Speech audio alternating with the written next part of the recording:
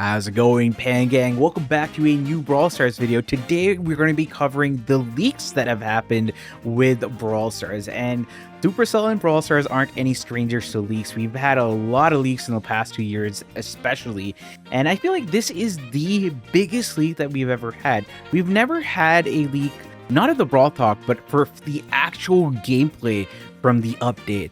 So I mean, it is still could be a dev build, it may not make it to the live service game, but the fact that we've had, you know, basically from the horse's mouth that this is a leak is kind of crazy. But fortunately, Supercell has given us the opportunity to cover this in a video. So I'm going to be doing that today. I'm going to be live reacting to that right now.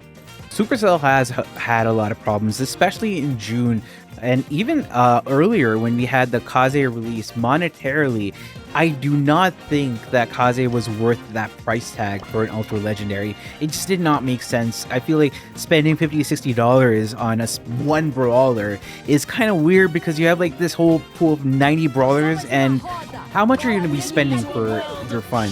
So I don't know, there were some things that I didn't agree with, but right now, if you're looking, we're gonna have Ziggy showing up, and Ziggy seems to be a thrower. We kind of knew a little bit about him because I believe a dev talked about him. You have a super though. I don't know what that is. It seems to be like M's. No. It's actually moving the direction of the attack that he aims it at. That's crazy. That's gonna be insane for Hot Zone. Okay, that is actually pretty interesting to look at. Don't know what his gadgets do.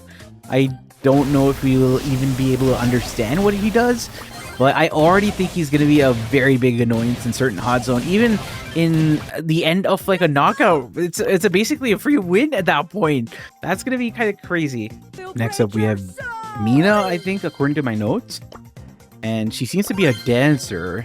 So let's see how that one goes. Okay. Oh, she dashes every time she attacks, like Mortis. It just kind of looks weird-ish, right? Okay, she dashes in the directions that she's shooting as well. Cool. She didn't use a super, but I wasn't paying attention. I don't know what the gadget does. Super's still there. I'm still looking to see what super does. Okay. Oh, it's not a dash. It throws people up in the air? That's going to be interesting. Imagine throwing the gem carrier up in the air or something. It's like Draco's gadget, that knock-up thingy that you do. Knock-up thingy that he does. And, well, it seems like Mina can do it too. Also, we can see the Brawl Pass. So we have like a Scarecrow-esque kind of skin. It reminds me of Bloodborne a little bit here. Now we got some hypercharges coming our way. First up is going to be Byron. Snake oil extract. He pops the hypercharge. Oh, okay, that pattern's pretty interesting. I think that's going to take out more or less a lot of the brawlers that are in the point here. Let's see if you can use the super on the bot itself, because I want to see how good the hypercharge with the super is on the boss. Please use it on the boss. Okay, he's going to do it on the boss. Wait, that is kind of underwhelming. I was expecting a lot more damage. I thought it's going to wreck like a high safe or something, but it doesn't seem to be that bad. Maybe go for knockout. But next we have Meeple. Let's see what Meeple does here. Wonder if it's gonna be good. Let the dice decide her fate. Meeple using the hypercharge here. Okay. Oh, it lets him go through walls and it lets him walk on water. I can see it being good. Like Layer Cake, for example, in the dying seconds of a bounty match, you have everybody hiding behind walls and stuff. So a hypercharged Meeple in that scenario would be broken because your entire team could kind of wreck them, right? And this seems to be Finks' hypercharge. Okay, he pops it. Let's see what happens. Puts down super. Wait, what? There are two? Okay, so the point where he uses a super, it forms a zone there, and then another one follows him. It's kind of like the mutation or whatever we had. I don't remember if it's called mutation. Wasabi power, that's the one. Reminds me of the wasabi power. Yeah, this is definitely going to be broken. This is going to be a very, very broken one. I think this is going to make Finks S tier for sure. Now we have our main man, Muhammad Ali. Let's see what happens there. Pops. Oh, that was a really fast super. Oh, wow, that's huge. That range is massive. Oh, man, he's got some pretty big equipment there. It's time for Madam Juju. Let's see what Juju does. Hypercharge, he puts down that dude. I don't see the difference. Wait. Oh, it's moving fast. It's moving fast. Also, I feel like the reload speed is a little bit faster, right? Yeah, this is going to be interesting. I feel like Juju's going to be coming back here. He's already at the top of the meta, but now even more so than before. Time for Thick Mama Pam. Let's see if her thickness has a good hypercharge. And it looks like the same as the one we saw from before, but it seems like the shield's actually charging up even faster. Oh, wow. That's going to give her lots more sustain. Imagine pairing it up with tanks. We already have a pretty tank-heavy meta, so this might make her a little bit more prevalent in maps where you need a little bit more sustain. Like Ring of Fire and Hot Zone, definitely that. Okay, the twins also get a hypercharge. I mean, is it going to be as broken as Juju? Surely not. And there are two of them. Wait, what? There is a Larry and a Laurie and the other one? Okay, that's interesting. One bot shoots, the other bot throws. That's going to be super interesting. And one of the bots, oh no, both of the bots, they always have the hyper aura around them.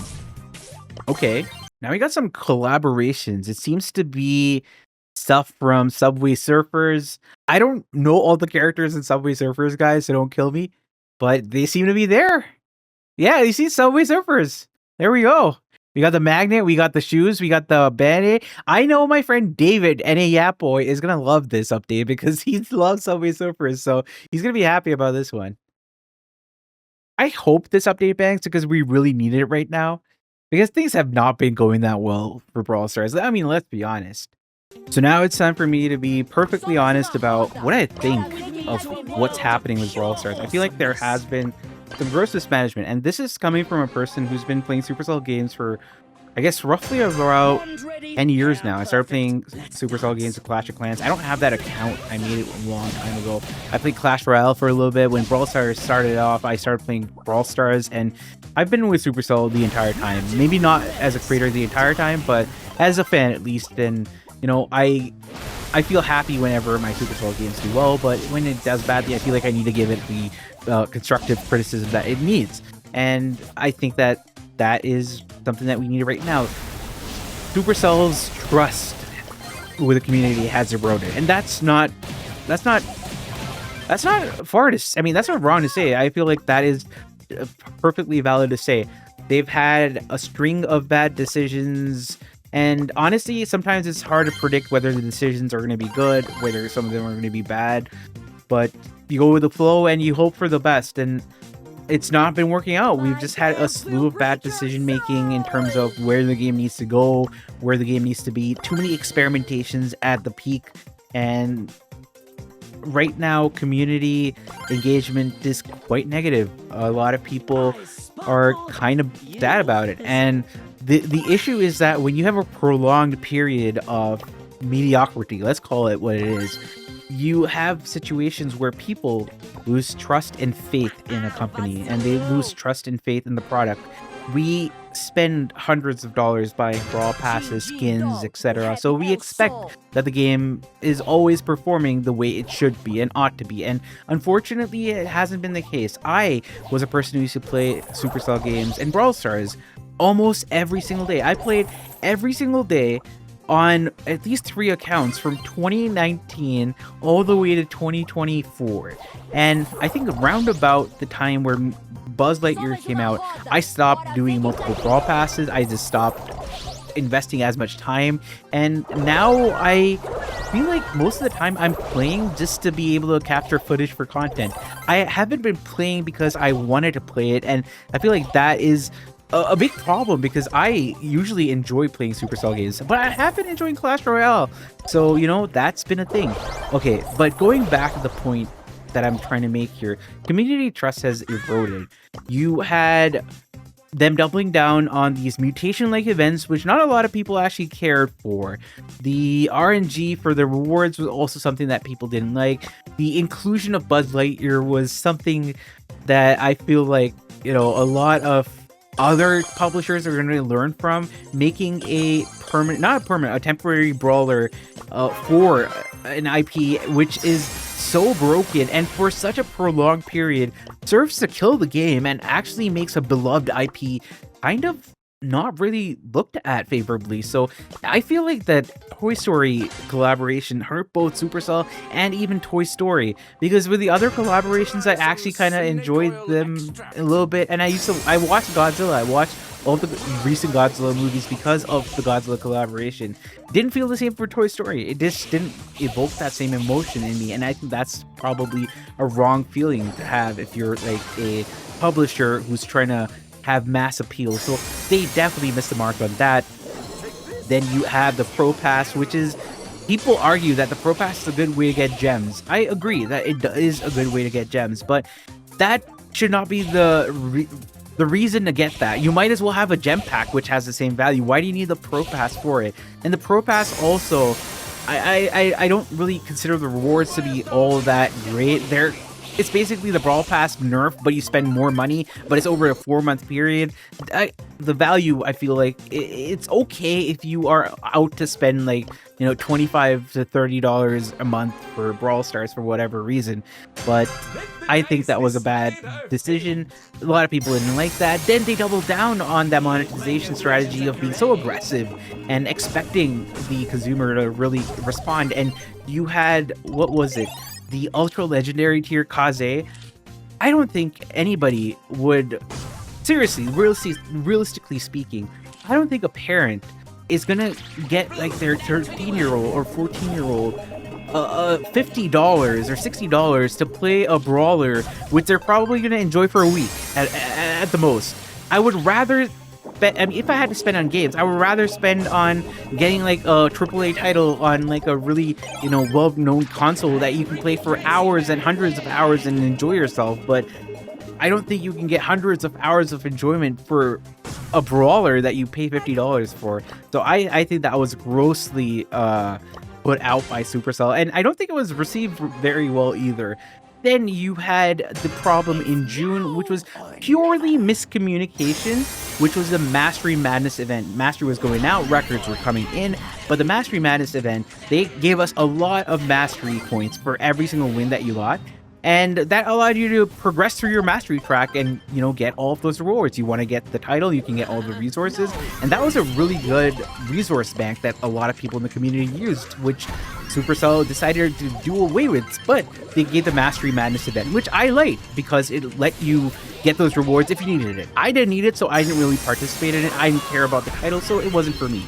But what I didn't like is that they didn't anticipate the